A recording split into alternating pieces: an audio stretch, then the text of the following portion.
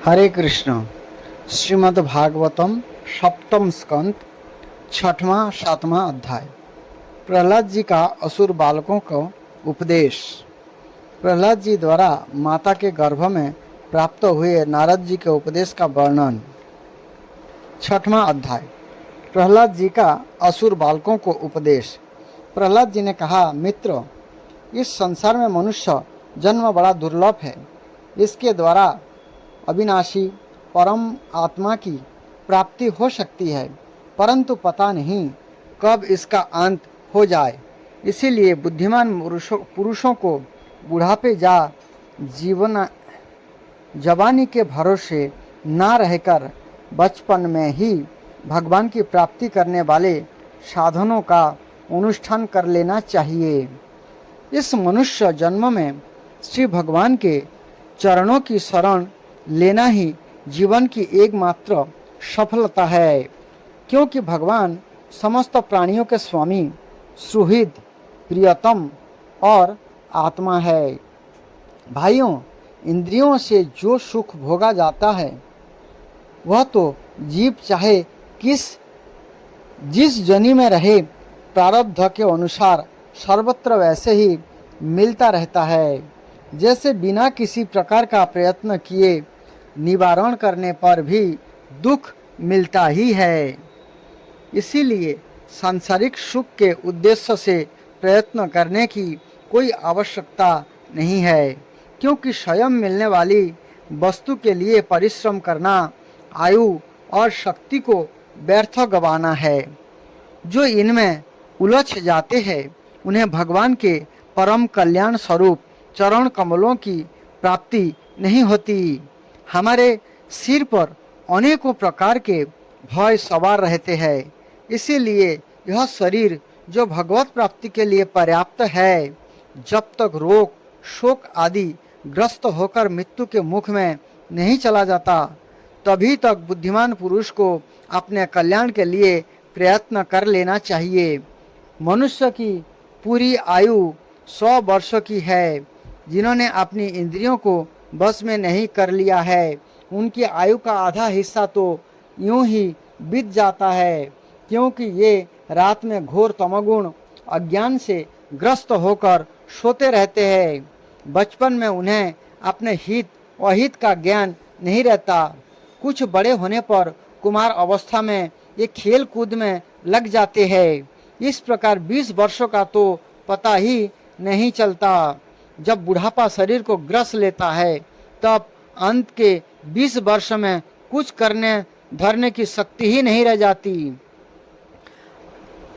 रह गई बीच की कुछ थोड़ी सी आयु, उसमें कभी ना पूरी होने वाली बड़ी बड़ी कामनाएं हैं, बलात् पकड़ रखने वाला मोह है और घर द्वार की यह आसक्ति है, जिससे जीव इतना उलझ जाता है कि उसे कुछ कर्तव्य अकर्तव्य का ज्ञान ही नहीं रहता।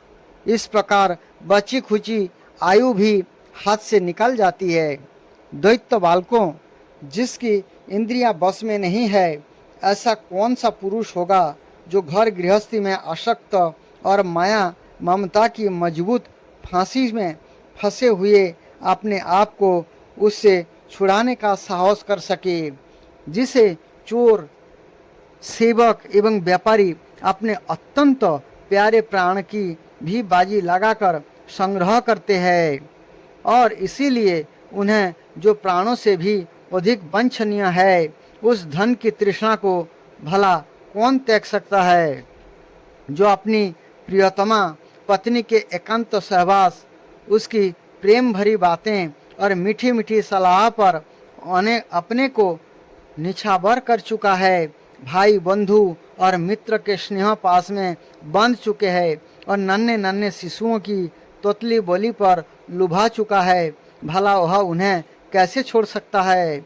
जो अपनी ससुराल गई हुई प्रिय पुत्रों, भाई बहनों और दीन अवस्थाओं को प्राप्त पिता माता बहुत सी सुंदर सुंदर बहुमूल्य सामग्रियों से सजे हुए घरों, कुल परंपरागत जीविका के साधनों तथा पशुओं और सेवकों के निरंतर स्मरण में रम गया है, यह भला उन्हें कैसे छोड़ सकता है जो जनन इंद्रियां और रसन इंद्रियां के सुखों को ही सर्वस्व मान बैठता है, वो जिसकी से भोग वासनाएं कभी तृप्त नहीं होती, जो लोभ वश कर्म करता हुआ रेशम के कीड़े की तरह अपने को और भी कड़े बंधन में जकड़ता जा रहा है और जिसके मोह की कोई सीमा नहीं है।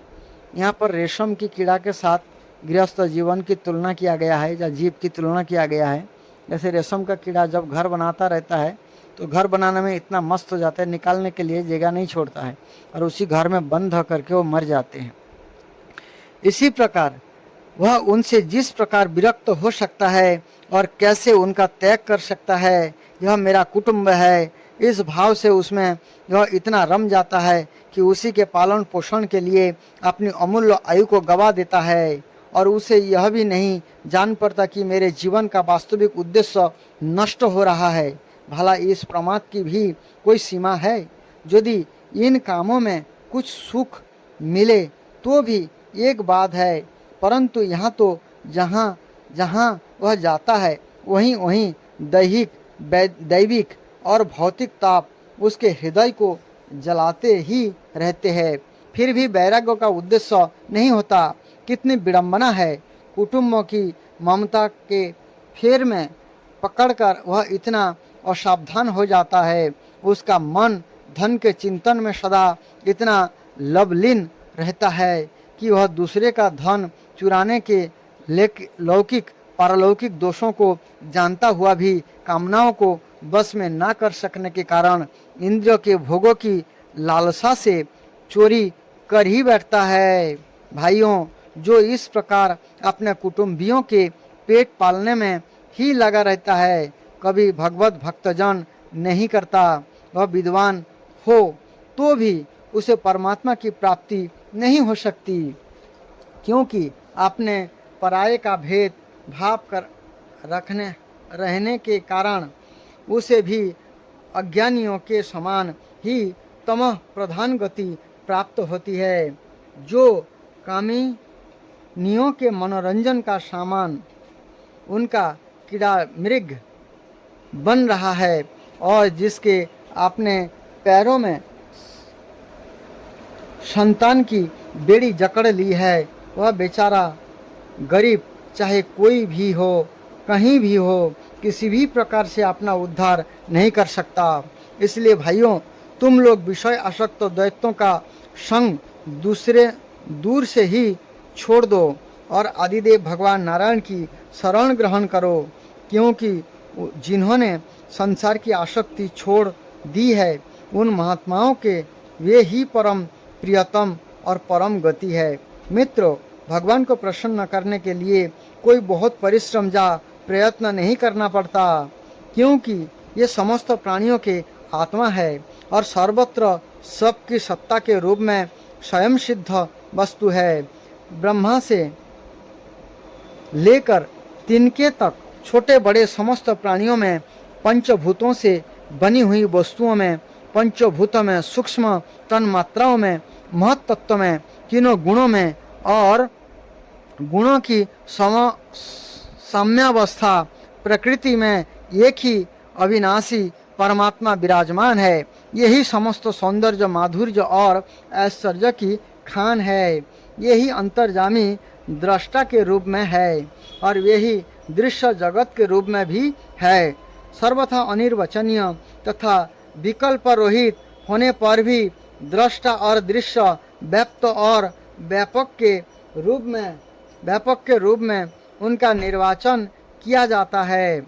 वस्तुतः उनमें एक भी विकल्प नहीं है। ये केवल अनुभव स्वरूप, आनंद स्वरूप एकमात्र परमेश्वर ही है। गुणमयी सृष्टि करने वाली माया के द्वारा ही उनका ऐश्वर्य छिप रहा है। इसके निवृत्त होते ही उनके दर्शन हो जाते हैं। इसीलिए तुम लोग अपने द्वैतपने का, आसुरी संपत्ति का त्याग करके समस्त प्राणियों पर दया करो, प्रेम से उनकी भलाई करो। इसी से भगवान प्रसन्न होते हैं। आदि नारायण अनंत भगवान के प्रसन्न हो जाने पर ऐसी कौन सी वस्तु है जो नहीं मिल जाती। लोक और परलोक के लिए जिन धर्म अर्थ आदि की आवश्यकता बतलाई जाती है, ये तो गुणों के परिणामों से बिना प्रयास के स्वयं ही मिलने वाले हैं। जब हम श्री भगवान के चरणामृत का सेवन करने और उनके नाम गुणों का कीर्तन करने में लगे हैं, तब हमें मोक्ष की भी क्या आवश्यकता है। जो शास्त्रों में धर्म अर्थ और काम इन तीनों पुरुषार्थों का भी वर्णन है। आत्मविधा, कर्मकांड अर्थात न्याय, तर्कशास्त्र, दंड नीति और जीविका के विविध साधन, ये सभी वेदों के प्रतिपाद्य विषय है। परंतु यदि ये आपने परम हितोषी परम पुरुष भगवान श्री हरि को आत्मसमर्पण करने में सहायक है, तभी मैं इन्हें सत्य अर्थात सार्थक मानता हूँ, अन्यथा ये सब के सब निरर्थक है। यह निर्मल ज्ञान तो मैंने तुम लोगों को बतलाया है, बड़ी ही दुर्लभ है। इससे पहले नर नारायण ने नारद जी को उपदेश किया था और यह ज्ञान उन सब लोगों को प्राप्त हो सकता है जिन्होंने भगवान के अनन्य प्रेमी एवं अकिंचन भक्तों के चरण कमलों की धूलि से अपने शरीर को नहला लिया है। यह विज्ञान सहित ज्ञान विशुद्ध भगवत धर्म है। इसे मैंने भगवान का दर्शन कराने वाले देवर्षि नारद जी के मुंह से ही पहल सुना था। प्रहलाद जी के सहपाठियों ने पूछा, प्रहलाद जी, इन दोनों गुरु पुत्रों को छोड़कर और किसी गुरु को तो तुम जानते ही और ना हम जानते हो और ना हम, यही हम सब बालकों के शासक है। तुम एक तो अभी छोटी अवस्था के हो और दूसरे जन्मों से ही महल में अपना माँ के पास रहे हो। तुम्हारा महात्मा नारद जी से मिलना कुछ असंगत सा जान पड़ता है। प्रियवर, यदि इस विषय में विश्वास दिलाने वाली कोई बात हो तो तुम इसे कहकर हमारी शंका मिटा दो। इस प्रकार से बालकों ने प्रहलाद महाराज जी को पूछा। 7वां अध्याय, श्री प्रहलाद जी द्वारा माता के गर्भ में प्राप्त हुए नारद जी के उपदेश का वर्णन। नारद जी कहते हैं, युधिष्ठिर, जब दैत्य बालकों ने इस प्रकार प्रश्न किया, तब भगवान के परम प्रेमी भक्त प्रहलाद जी को मेरी बात का स्मरण हो आया। कुछ मुस्कुराते हुए उन्होंने उनसे कहा। प्रहलाद जी ने कहा, जब हमारे पिताजी तपस्या करने के लिए मंदराचल पर चले गए, तब इंद्र आदि देवताओं ने दानवों से युद्ध करने का बहुत बड़ा उद्योग किया। ये सब प्रकार कहने लगे कि जैसे चींटियां सांप को चाट जाती है, वैसे ही लोगों को सताने वाले पापी हिरण्यकशिपु को उसका पाप ही खा गया। जब दैत्य सेनापतियों को देवताओं की भारी तैयारी का पता चला, तब उनका साहस जाता रहा।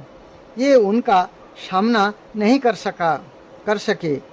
मार खाकर स्त्री पुत्र मित्र गुरुजन महल पशु और साज सामानों की कुछ भी चिंता ना करके ये अपने प्राण बचाने के लिए बड़ी जल्दी में सब के सब इधर उधर भाग गए। अपनी जीत चाहने वाले देवताओं ने राजमहल में लूट खसोट मचा दी। यहाँ तक कि इंद्र ने राजरानी मेरी माता कयाधु को भी बंदी बना लिया। मेरी माँ भय से घबराकर कुर्री पक्षी की भांति रो रही थी और इंद्र उसे बलात् लिए जा रहे थे। दैववश देवर्षि नारद उधर आ निकले और उन्होंने मार्ग में मेरी माँ को देख लिया। उन्होंने कहा, देवराज, यह निरपराध है, इसे ले जाना उचित नहीं। महाभाग, इस सती साध्वी पर नारी का तिरस्कार मत करो, इसे छोड़ दो, तुरंत छोड़ दो। इंद्र ने कहा, इसके पेट में देवद्रोही हिरण्यकशिपु का अत्यंत प्रभावशाली वीर्य है। प्रसव पर्यंत वह मेरे पास रहे।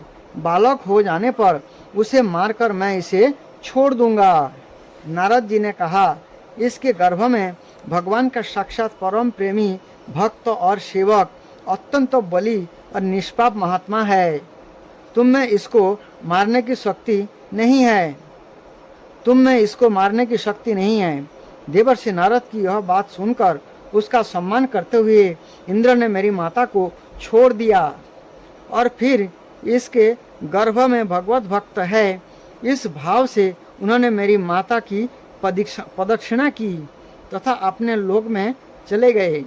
इसके बाद देवर्षि नारद जी मेरी माता को अपने आश्रम पर लिवा गए और उसे समझा बुझाकर कहा कि बेटी, जब तक तुम्हारा पति तपस्या करके लौटे तब तक तुम यहीं रहो। जो आज्ञा कहकर यह निर्भयता से देवर्षि नारद के आश्रम पर ही रहने लगी और तब तक रही जब तक मेरे पिता घोर तपस्या से लौटकर नहीं आए।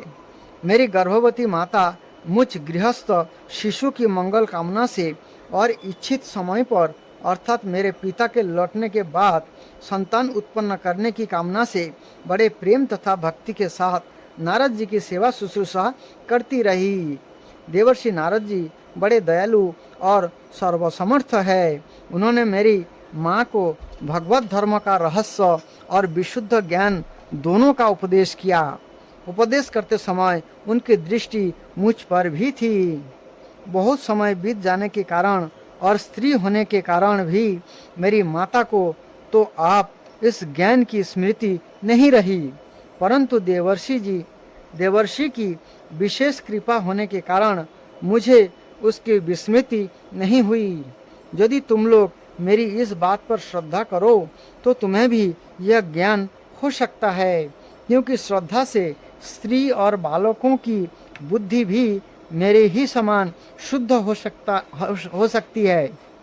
जैसे ईश्वर मूर्ति काल की प्रेरणा से वृक्ष के फल लगते हैं, ठहरते, बढ़ते, पाकते, क्षीण होते और नष्ट हो जाते हैं, वैसे ही जन्म, वास्तव, अस्तित्व की अनुभूति, वृद्धि, परिणाम, क्षय और विनाश, ये 6 भाव विकार शरीर में ही देखे जाते हैं। आत्मा से इनका कोई संबंध नहीं है। आत्मा नित्य, अविनाशी, शुद्ध, एक क्षेत्रज्ञ, आश्रय, निर्विकार, स्वयं प्रकाश, सबका कारण, व्यापक, असंग तथा आवरण हित है। ये 12 आत्मा के उत्कृष्ट लक्षण है। इनके द्वारा आत्म तत्व को जानने वाले पुरुष को चाहिए कि शरीर आदि में अज्ञान के कारण जो मैं और मेरे का झूठा भाव हो रहा है उसे छोड़ दे। जिस प्रकार सुवर्ण की खानों में पत्थर में मिले हुए सुवर्ण को उसके निकालने की विधि जानने वाला स्वर्णकार उन विधियों से उसे प्राप्त कर लेता है, ऐसे ही अध्यात्म तत्व को जानने वाला पुरुष आत्मा प्राप्ति के उपायों द्वारा अपने शरीर रूप क्षेत्र में ही ब्रह्म पद का साक्षात्कार कर लेता है। आचार्यों ने मूल प्रकृति, महत्तत्व, अहंकार और पंचतन मात्राएं, इन 8 तत्वों को प्रकृति बतलाया है। उनके 3 गुण है, सत, रज और तम, तथा उनके विकार है 16, 10 इंद्रियां, 1 मन और 5 महाभूत। इन सब में एक पुरुष तत्व अनुगत है। इन सब का समुदाय ही देह है। यह 2 प्रकार के हैं, स्थावर और जंगम। इसी में अंतःकरण, इंद्रियां आदि अनात्म वस्तुओं का यह आत्मा नहीं है। इस प्रकार बात करते हुए आत्मा को ढूंढना चाहिए। आत्मा सब में अनुगत है, परंतु है वह सब से पृथक। इस प्रकार क्या कर रही है तुम? इस प्रकार शुद्ध विशुद्ध बुद्धि से धीरे धीरे संसार की उत्पत्ति, स्थिति और उसके प्रलय पर विचार करना चाहिए। उतावली नहीं करनी चाहिए। जागृत, स्वप्न और सुषुप्ति ये तीनों बुद्धि की वृत्तियां हैं। इन वृत्तियों का जिसके द्वारा अनुभव होता है वही सबसे अतीत, सबका साक्षी परमात्मा है। जैसे गंध से उसके आश्रय वायु का ज्ञान होता है, ऐसे ही बुद्धि की इन कर्मजन्य एवं बदलने वाली तीनों अवस्थाओं के द्वारा इनमें साक्षी रूप से अनुगत आत्मा को जाने। गुणों और कर्म के कारण होने वाला जन्म मृत्यु का यह चक्र आत्मा को शरीर और प्रकृति से पृथक न करने के कारण ही है। यह अज्ञान मूलक एवं मिथ्या है, फिर भी सपनों के समान जीव को इसकी प्रतीति हो रही है। इसलिए तुम लोगों को सबसे पहले इन गुणों के अनुसार होने वाले कर्मों का बीज ही नष्ट कर देना चाहिए। इससे बुद्धि वृत्तियों का प्रवाह निवृत्त हो जाता है। इसी के दूसरे शब्दों में जोग या परमात्मा से मिलन कहते हैं। यह तो इन गुणात्मक कर्मों की जड़ उखाड़ फेंकने के लिए अथवा बुद्धि वृत्तियों का प्रवाह बंद कर देने के लिए सहस्त्रों साधन है, परंतु जिस उपाय से और जैसे सर्वशक्तिमान भगवान में स्वाभाविक निष्काम प्रेम हो जाए वही उपाय सर्वश्रेष्ठ है। यह बात स्वयं भगवान ने कहे है। गुरु की प्रेम पूर्वक सेवा, आपने को जो कुछ मिले वह सब प्रेम से भगवान को समर्पित कर देना, भगवत प्रेमी महात्माओं का सत्संग, भगवान की आराधना, उनकी कथा वार्ता में श्रद्धा, उनके गुण और लीलाओं का कीर्तन, उनके चरण कमलों का ध्यान और उनके मंदिर मूर्ति आदि का दर्शन पूजन आदि साधनों से भगवान में स्वाभाविक प्रेम हो जाता है। सर्वशक्तिमान भगवान श्री हरि समस्त प्राणियों में विराजमान है। ऐसी भावना से यथाशक्ति सभी प्राणियों की इच्छा पूर्ण करे और हृदय से उनका सम्मान करे। काम, क्रोध, लोभ, मोह, मत और मत्सर, इन 6 शत्रुओं पर विजय प्राप्त करके जो लोग इस प्रकार भगवान की साधन भक्ति का अनुष्ठान करते हैं, उन्हें उस भक्ति के द्वारा भगवान श्री कृष्ण के चरणों में अनन्य प्रेम की प्राप्ति हो जाती है। जब भगवान के लीला शरीरों से किए हुए अद्भुत पराक्रम, उनके अनुपम गुण और चरित्रों को श्रवण करके अत्यंत आनंद के उद्रेक से मनुष्य का रोम रोम खिल उठता है। आंसुओं के मारे कंठ गदगद हो जाता है और वह संकोच छोड़कर जोर जोर से गाने चिल्लाने और नाचने लगता है। जिस समय वह ग्रहग्रस्त पागल की तरह कभी हंसता है, कभी करुण क्रंदन करने लगता है, कभी ध्यान करता है तो कभी भगवत भाव से लोगों की वंदना करने लगता है। जब वह भगवान में ही तन्मय हो जाता है, बार बार लंबी सांस खींचता है और संकोच छोड़कर हरे जगतपति नारायण कहकर पुकारने लगता है, तो अब भक्ति योग के महान भाव से उसके सारे बंधन कट जाते हैं और भगवत भाव की ही भावना करते करते उसका हृदय भी तदाकार भगवानमय हो जाता है। उस समय उसके जन्म मृत्यु के बीजों का खजाना ही जल जाता है और वह पुरुष भगवान को प्राप्त कर लेता है। इस अशुभ संसार के दलदल में फंसकर अशुभमय हो जाने वाले जीव के लिए भगवान की यह प्राप्ति संसार के चक्कर को मिटा देने वाली है। इसी वस्तु को कोई विद्वान ब्रह्म और कोई निर्वाण सुख के रूप में पहचानते हैं। इसीलिए मित्रों, तुम लोग अपने अपने हृदय में हृदयेश्वर भगवान का भजन करो। असुर कुमारों, अपने हृदय में ही आकाश के समान नित्य विराजमान भगवान का भजन करने में कौन सा विशेष परिश्रम है। ये समान रूप से समस्त प्राणियों के अत्यंत प्रेमी मित्र है, और तो क्या अपने आत्मा ही है। उनको छोड़कर भोग सामग्री इकट्ठी करने के लिए भटकना राम राम कितनी मूर्खता है। अरे भाई, धन, स्त्री, पशु, पुत्र, पुत्री, महल, पृथ्वी, हाथी, खजाना और भांति भांति विभूतियाँ, और तो क्या संसार का समस्त धन तथा भोग सामग्रियाँ इस क्षणभंगुर मनुष्य को क्या सुख दे सकता है। ये स्वयं ही क्षणभंगुर है। जैसे इस लोक की संपत्ति प्रत्यक्ष ही नाशवान है, ऐसे ही यज्ञ से प्राप्त होने वाले स्वर्ग आदि लोग भी नाशवान और अपेक्षित, एक दूसरे से छोटे बड़े नीचे ऊंचे हैं। इसलिए ये भी निर्दोष नहीं है, निर्दोष है केवल परमात्मा। ना किसी ने उनमें दोष देखा है और ना सुना है। अतः परमात्मा की प्राप्ति के लिए अनन्य भक्ति से उन्हीं परमेश्वर का भजन करना चाहिए।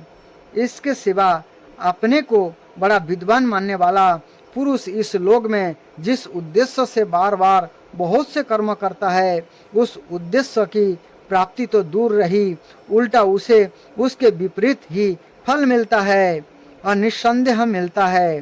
कर्म में प्रवृत्त होने के दो ही उद्देश्य होते हैं, सुख पाना और दुख से छूटना।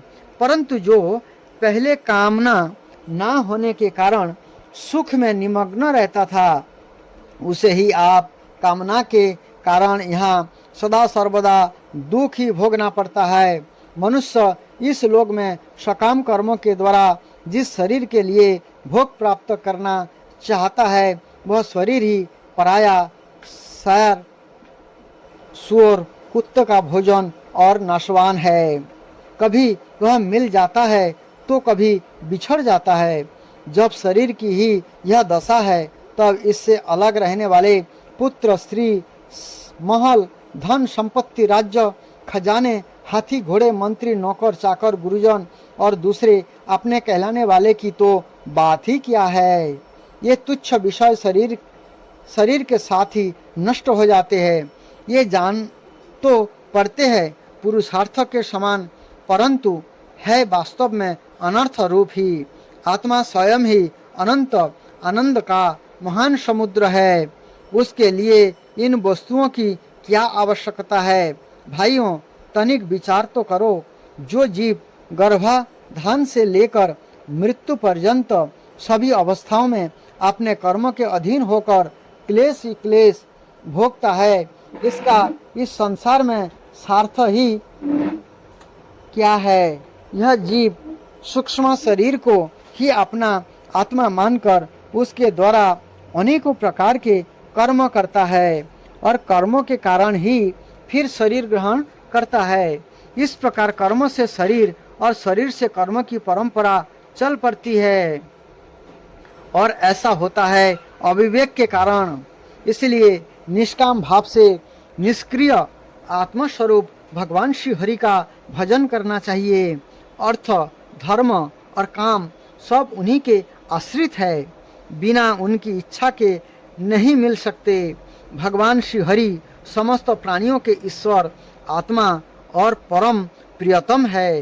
ये अपने ही बनाए हुए पंचभूत और सूक्ष्म भूत आदि के द्वारा निर्मित शरीरों में जीव के नाम से कहे जाते हैं। देवता, दैत्य, मनुष्य, यक्ष अथवा गंधर्व कोई भी क्यों ना हो, जो भगवान के चरण कमलों का सेवन करता है, वह हमारे ही समान कल्याण का भाजन होता है।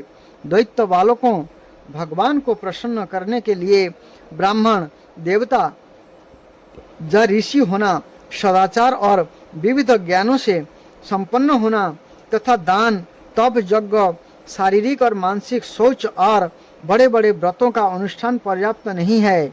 भगवान केवल निष्काम प्रेम भक्ति से ही प्रसन्न होते हैं और सब तो विडंबना मात्र है। इसीलिए दानव बंधुओं, समस्त प्राणियों को आपने समान ही समझकर सर्वत्र विराजमान सर्वात्मा सर्वशक्तिमान भगवान की भक्ति करो।